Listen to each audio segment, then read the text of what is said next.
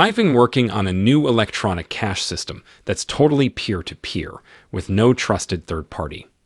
Satoshi Nakamoto told to Metsdown.com's cryptography mailing list in October 2008.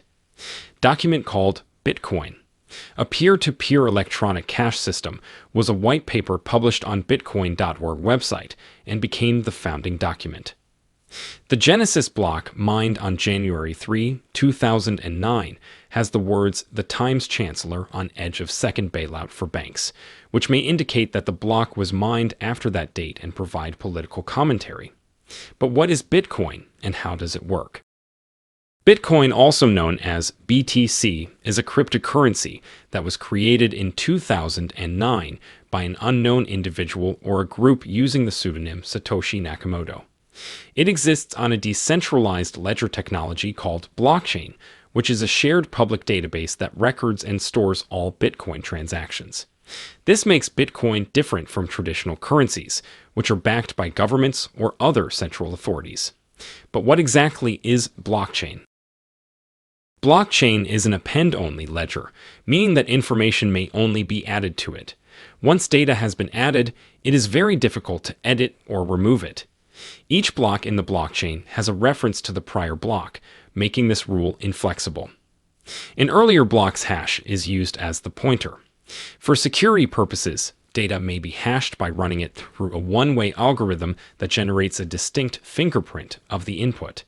When the input is altered, even slightly, the fingerprint will appear different. We chain the blocks together so that if one block is changed, all subsequent blocks are rendered useless. Blockchain security relies in part on this sort of layout.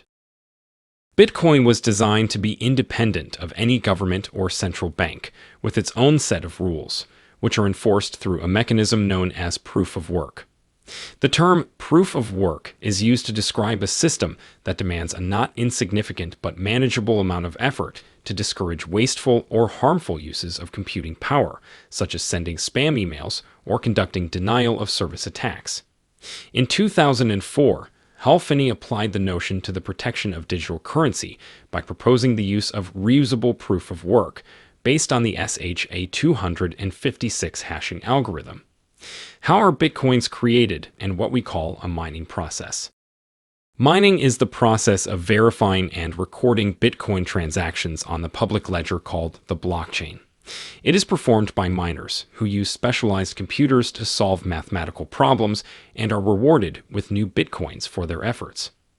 The act of mining creates new bitcoins out of thin air, and this is how the supply of Bitcoin increases. Miners also earn transaction fees from users who send and receive Bitcoin transactions on the network. The whole amount of the block reward, as of right now, is 6.25 BTC, plus all transaction fees in that block. To mine Bitcoin, a miner needs to have special hardware with access to the internet that can help them verify transactions and create new blocks on the blockchain.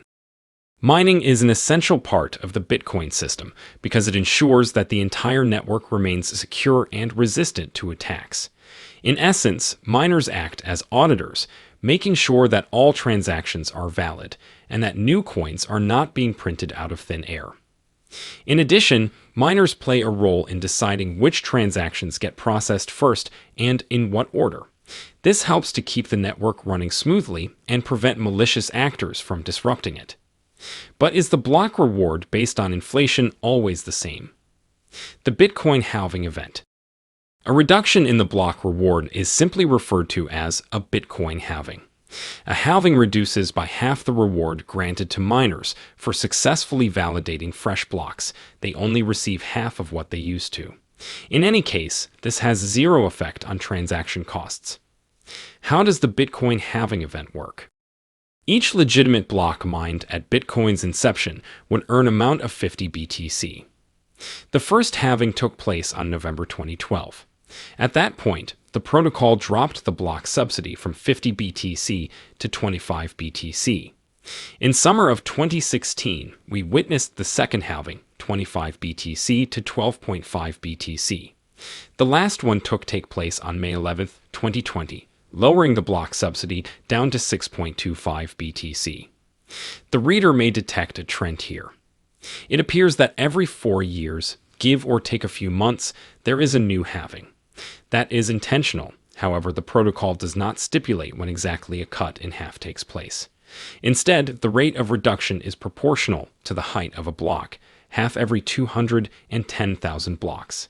Since it takes roughly 10 minutes to mine a block, we can estimate that the subsidy will be cut in half in about 2,100,000 minutes.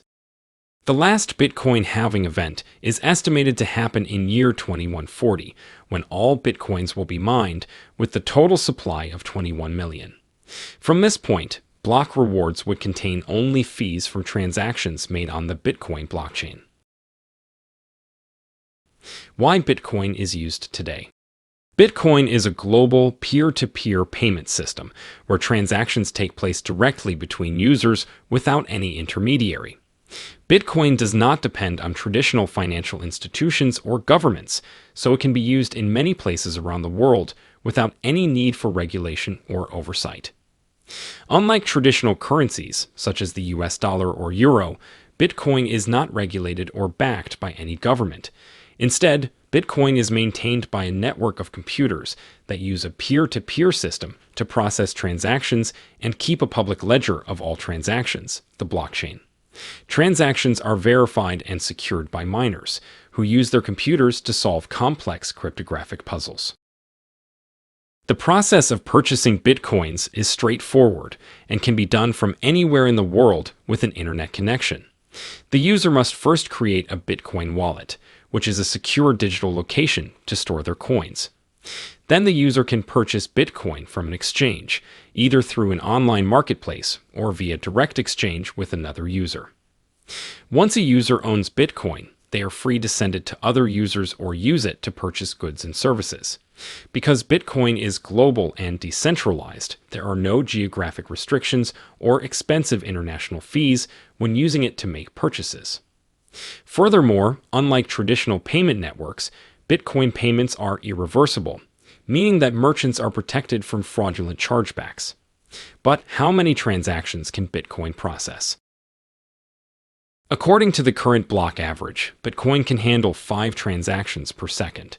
It's one of the drawbacks of a decentralized currency, but it's still far lower than that of centralized payment alternatives. For example, Visa can process up to 24,000 transactions per second. Due to the lack of a centralized data center that can be upgraded at whim, Bitcoin is constrained in the size of its blocks. The decentralization of the network would be compromised if a new block size that supports 10,000 transactions per second were implemented. Keep in mind that full nodes must acquire fresh data about once every 10 minutes. It's possible they'll stop engaging online if maintaining their presence there becomes too much of a chore. Risks of investing in Bitcoin. After Bitcoin's quick price rise, speculators are interested.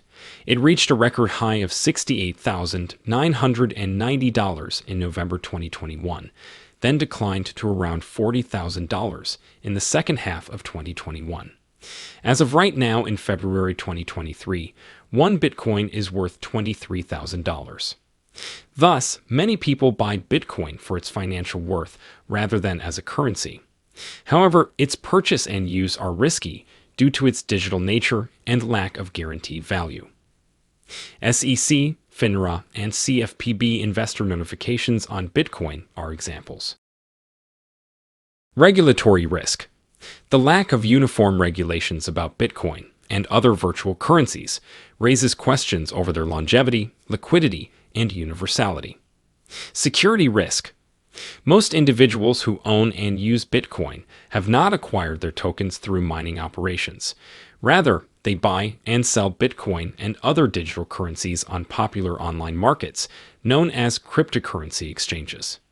Bitcoin exchanges are entirely digital and, as with any virtual system, are at risk from hackers, malware, and operational glitches. Insurance risk.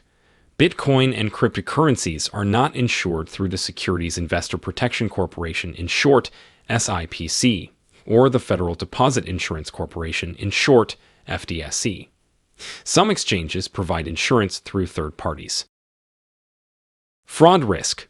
Even with the security measures inherent within a blockchain, there are still opportunities for fraudulent activity. For instance, in July 2013, the SEC brought legal action against an operator of a Bitcoin-related Ponzi scheme. Market risk. As with any investment, Bitcoin values can fluctuate. Indeed, the value of the currency has seen wild swings in price over its short existence. Subject to high volume buying and selling on exchanges, it is highly sensitive to any newsworthy events. According to the CFPB, the price of Bitcoin fell by 61% in a single day in 2013, while the one-day price drop record in 2014 was as big as 80%. Bitcoin is an innovative digital asset and payment system that has become increasingly popular over the last few years. Bitcoin offers a unique way for individuals to transact with each other, making it an attractive option for those looking for a secure, fast, and easy way to make purchases or send payments. With more people beginning to explore Bitcoin and its potential, this currency will likely continue to gain momentum and become a popular choice for both consumers and merchants. So that's the end of the video around everything about Bitcoin. Now, if you have found the content helpful, don't forget to give this video a like and subscribe to our channel for more content like this. Thanks for watching and see you in the next video. Until then, goodbye.